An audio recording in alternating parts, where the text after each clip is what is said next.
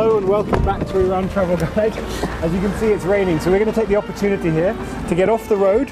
Which is the road we're on? Gardan-e-Hayran is a beautiful road running up to the mountains, and go into a local cafe to try some of the specialties of the region. And take shelter. Yeah, so come with us before we get too wet and the thunder hits us. Let's go. Let's go.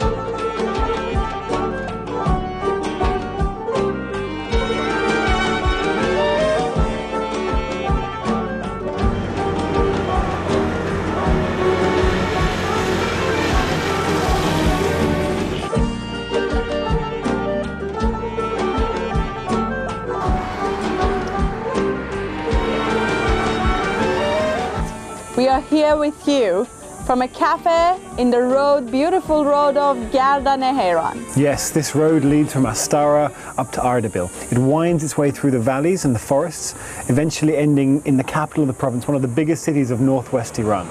So this area, this beautiful area, shares the both climates of Astara and Ardabil. You can hear the thunder here because just a couple of minutes ago it was sunny, but the clouds are coming. Yes, I mean the cold air and the warm air meet, which means there's a lot of rain in this area. I mean, this is why it's so fertile and so green. And yet a lot of sun comes in the summer, which means that everything can grow here. The road itself is 60 kilometers, which is around the mountains. Usually it takes a maximum an hour and a half for you to pass this 60 kilometers, but here you need at least 3-4 hours because there are a lot of things that you can visit here.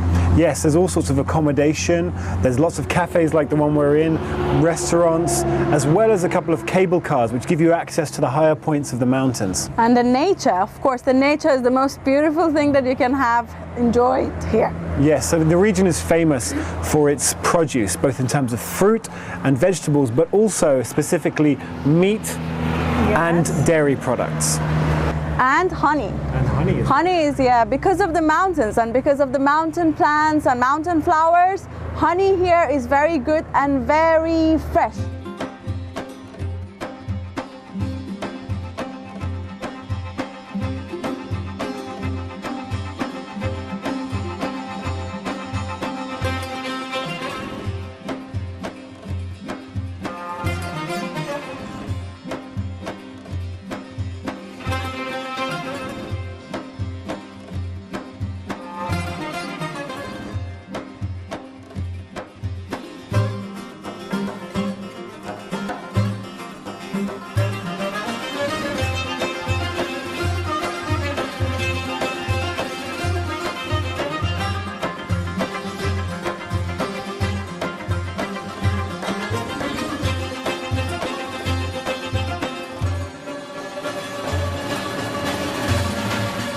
And then the number of herbs as well that come from the mountain regions is very, very extreme.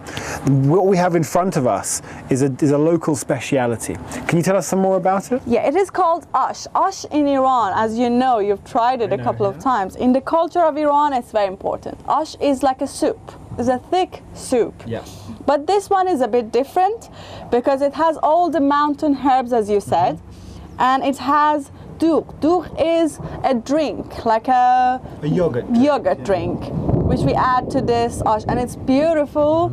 And you see the sound of you can hear the sound of the thunder. Yes, yeah, you can. It's great.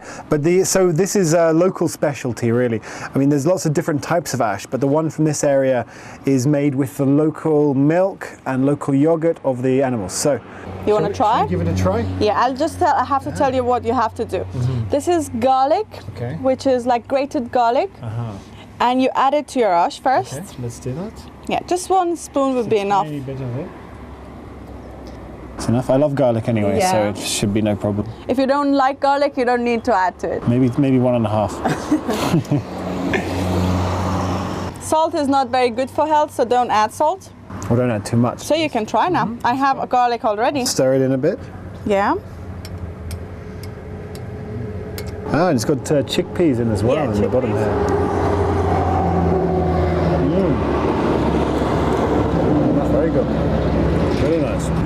nice, yeah. Oh, it's very, very The herbs are so fresh and taste different because we kind of got used to the herbs that you can find in the cities. Yeah, These are taste different. These herbs are different. They come from different places, up in the mountains, and so it really, really gives a unique taste to it. It does.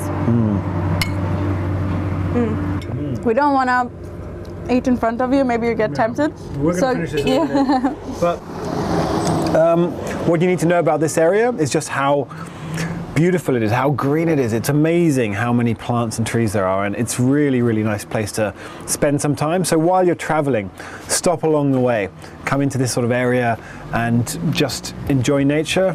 And whether you're going from high to low or low to high, you've got a different climate at either end. So plenty of things to do. And try ashaduk. Definitely. It's very Thank good. you.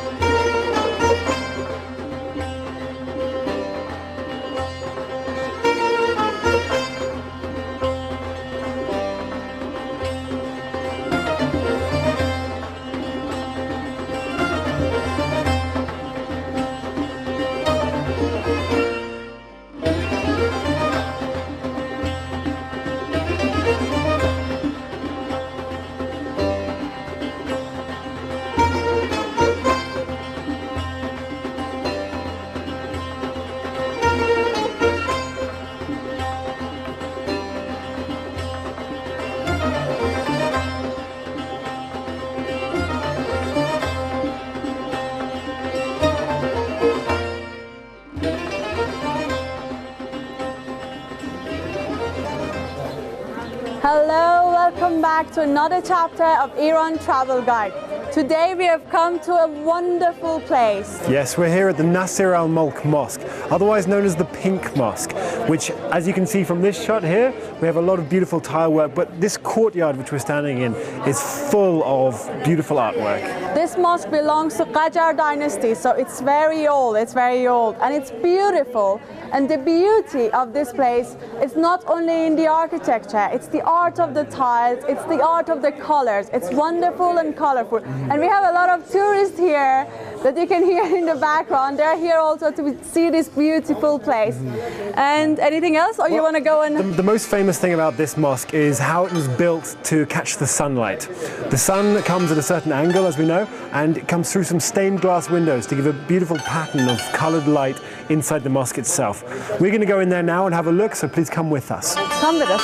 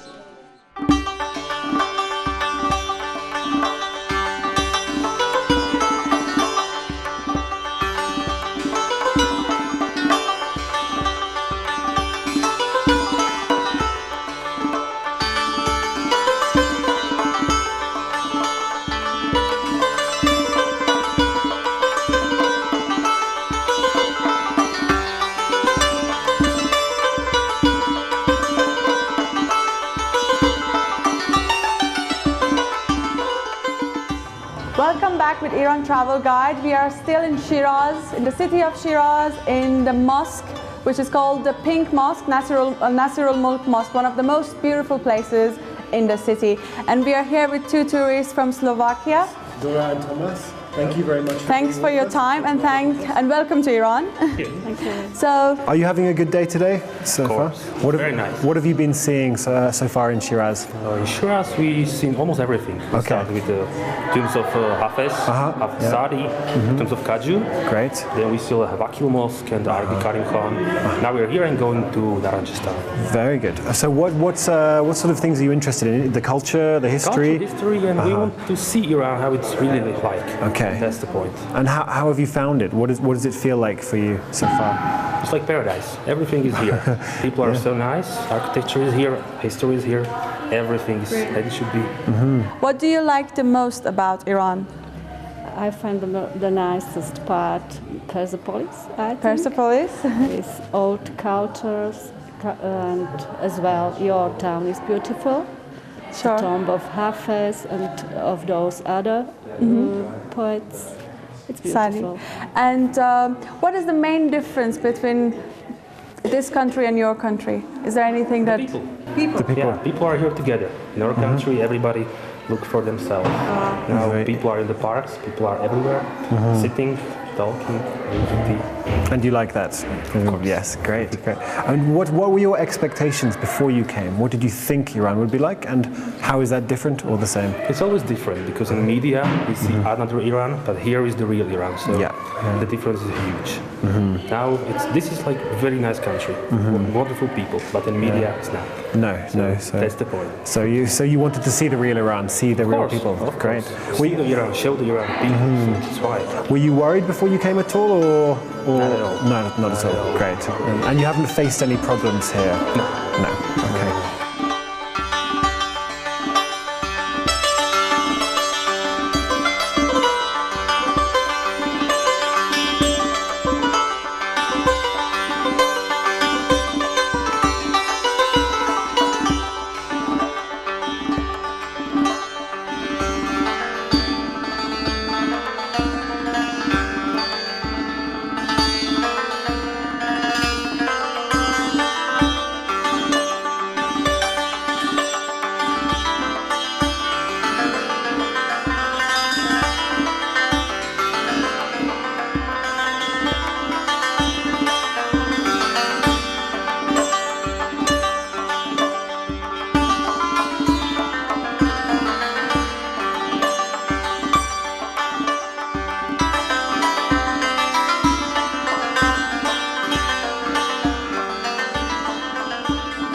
Are you at all familiar, before you came, were you at all familiar with Iranian literature or with Iranian culture?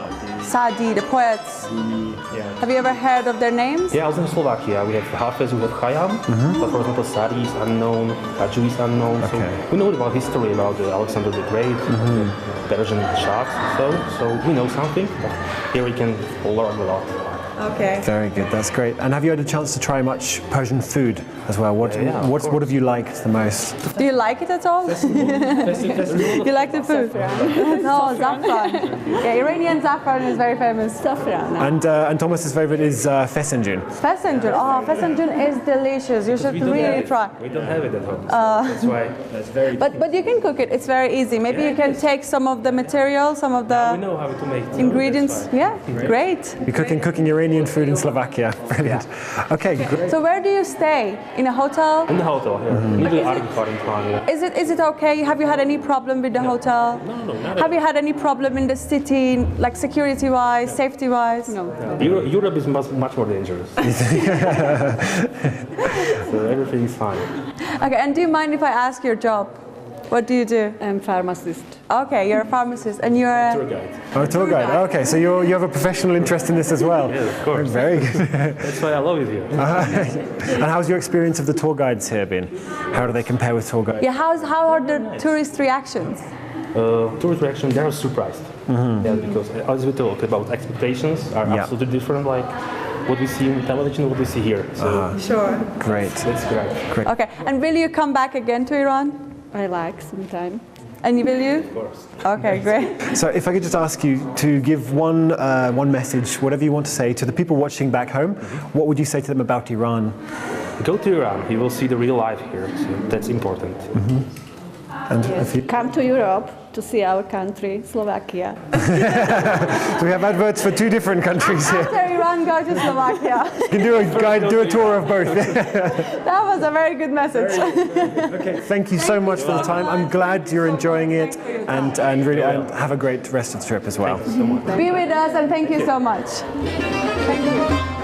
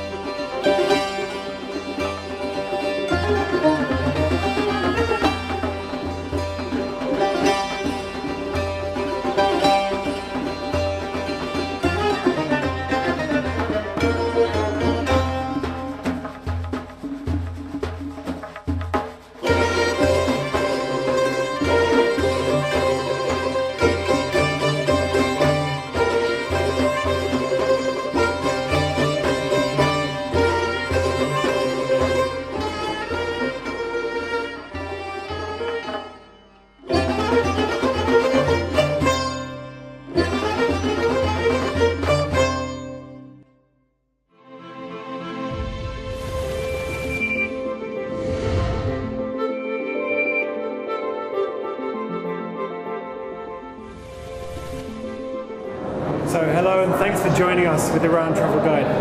We're coming to you from the city of Mashhad in the northeast of Iran, and we're in a museum which is a very special museum for the area. This is the central museum of the Imam Reza Shrine. This museum is a part of the shrine complex. It might be a part of this complex, but by itself is a very developed and complete museum in different parts. Yeah, it's a worthwhile tourist attraction even for the pilgrims and for others who are interested in the culture and the history of the region. There are 4 different floors here, starting with the below ground floor, which is stamps, coins, banknotes, sort of history of currency and the cultural things there. This floor above that is the history of the shrine itself. So you can find photographs about the shrine, about the city, all the objects which is talking about what has happened to this place, to this shrine in the time period. You can find all those objects there.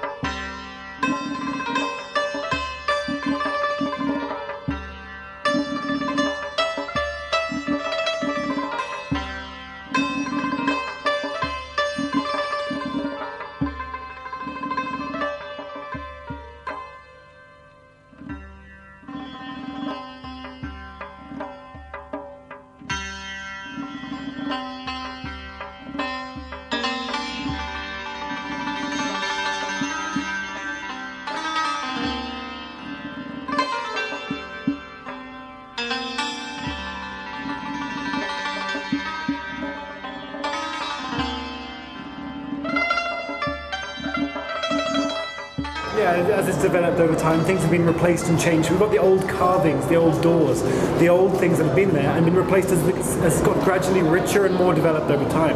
So you can see, going through the ages, how it's gone from stone to wood with a bit of gold, to wood with silver and gold, to almost pure gold. There's a real progression going on through the centuries there.